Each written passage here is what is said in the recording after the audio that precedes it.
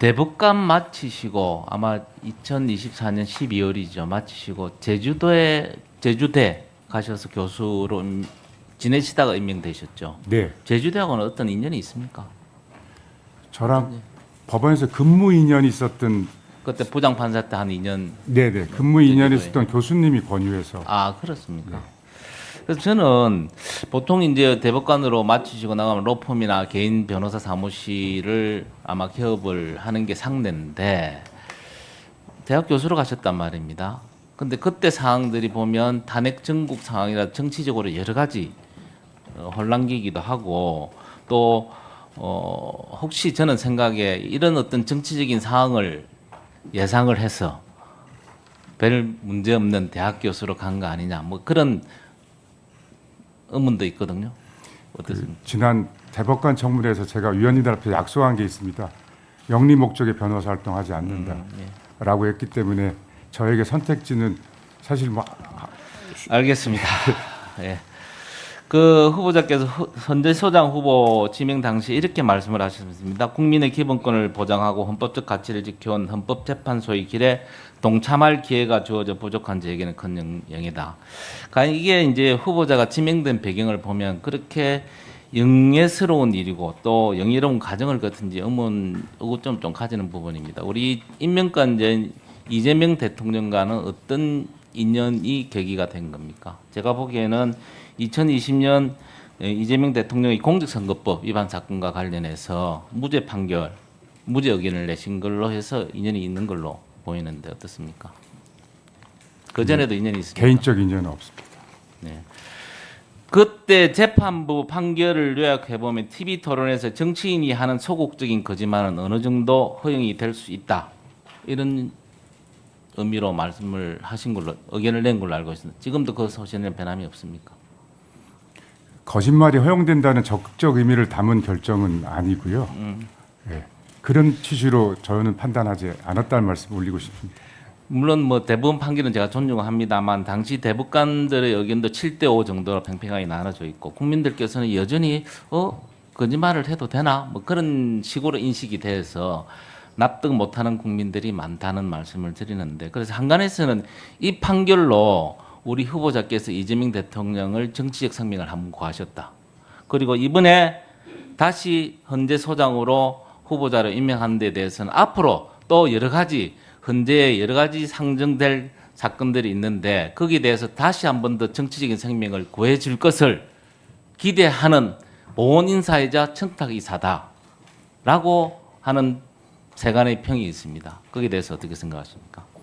종전 대법원 판결에 제가 담았던 생각은 그 사안의 그 법리적 쟁점에 대한 판단의 결과로 나온 거라는 점을 위원님에게 거듭 강조해서 말씀드리고요. 그런 우려에 대해서 늘 의식하고 경계하도록 하겠습니다. 그런데 만약에 우리 이재명 대통령이 그때 공직선거법 때 우리 후보자를 무죄 의견을 안 냈으면 헌재 소장으로 지명을 하셨겠느냐? 저는 그게 아니라고 보거든요. 그런 여러 가지 부분들이 정치적으로 얽혀 있는 것 같아. 특히 이제 현재 더불어민주당이 추진하고 있는 법안 중에 허위사실 공표죄 중 행위를 삭제하는 공직선거법 개정안도 있고요.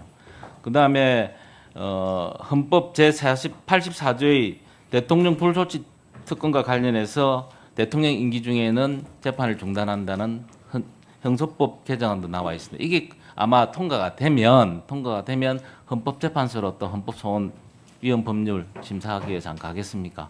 그런 부분들 때문에 사실은 우리 후보자가 임명된 부분에 대해서는 조금 의아해하고 있다, 의구심을 가지고 있다라는 이야기입니다. 만약에 그렇다면 결국 대한민국은 범죄와의 전쟁에서 패배하게 되는 것이 아니냐. 오직 한 사람을 위한 입법으로 위인설관을 넘어서 위인설법까지 되는 그런 형국이 될 수 있다라는 말씀을 먼저 드립니다. 그리고 후보자님, 누구도 자기 사건에서 재판관이 될 수 없다는 말은 들어보셨죠? 네. 뭐 늘상 그런 네. 의식을 하고 계셨을 거 아닙니까? 네네. 근데 이런 차원에서 조금 전에 제가 말씀드린 그런 차원에서 보면 결국 이재명 대통령께서 자기 재판에 방탄용 인사를 기용한다. 즉 자판기 인사다라는 세간의 평가도 있습니다. 그 부분에 대해서는 어떻게 생각하십니까?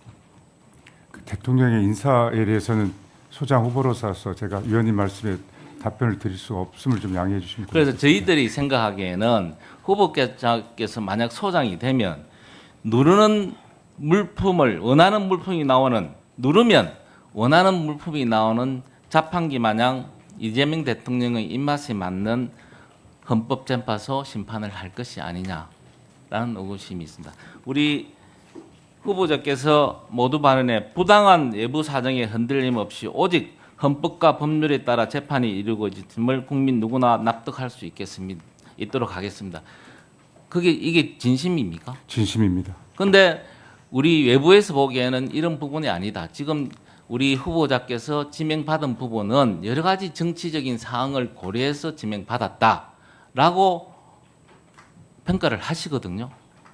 혹시 동의가 돼서 헌법재판소장으로 임명을 하시면 그런 어떤 불식을 완전히 배제를 시켜 주셔야 정말 우리 헌법의 최고 기관인 헌법재판소의 위상이 세워질 수 있다라고 간곡하게 말씀을 좀 드립니다.